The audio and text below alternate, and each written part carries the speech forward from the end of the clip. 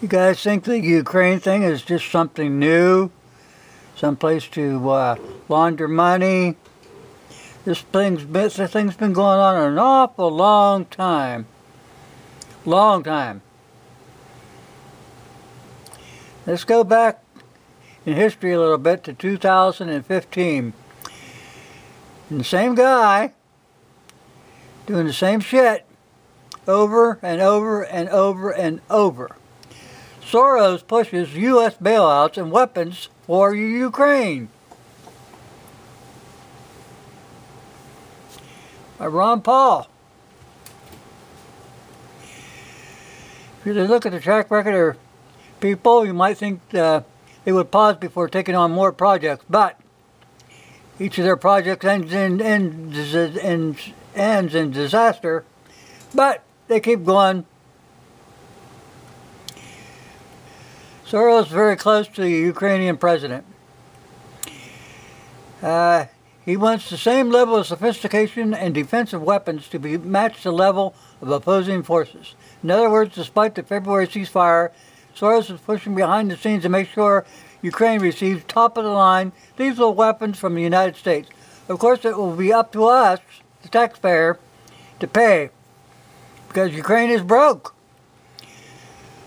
Soros seems he has the money part covered in an email he wrote that the IMF, the International Monetary Fund, would need to come through a $15 billion package.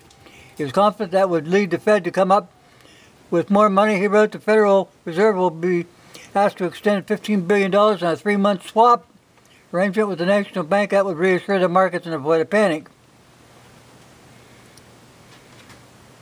So Soros gets hold of Jack Lew of the U.S. Treasury and sounded him out about the swap agreement. So Soros will use his influence in the U.S. government to put the American people on the hook for bankrupt Ukraine, forcing us to pay for weapons, more military training, and Ukraine's crippling debt. So, who's thrilled with Soros drawing the U.S. government to more intervention? The military and industrial complex, for one, is happy, as the prospects of weapon sales to Ukraine sounds great. The bankers are thrilled because Washington power brokers are thrilled. There's nothing in this for anyone who is politically well connected. I'm sorry. There's something in this for everyone who is politically well connected. The only losers are the people who will be forced to pay for it, the American taxpayers. One thing for sure about Ukraine, the debt will not be paid. That's another bill. Much of it will be transferred to the U.S. taxpayer through the IMF and the Federal Reserve, just like sending all that money down to Mexico. Thanks, Bill Clinton. All this is only possible because the perception of the dollar is still the world's reserve currency. But that too is coming to an end. U.S. military and financial interventions worldwide are only speeding up this process. So when they start talking about the Ukraine, I want you to think about this. I'll put a link to this below. But today it's just nothing new. The same kind of people with their hands in the kitty, looking for the American people to bail them out while you starve here at home. They don't care. They don't care.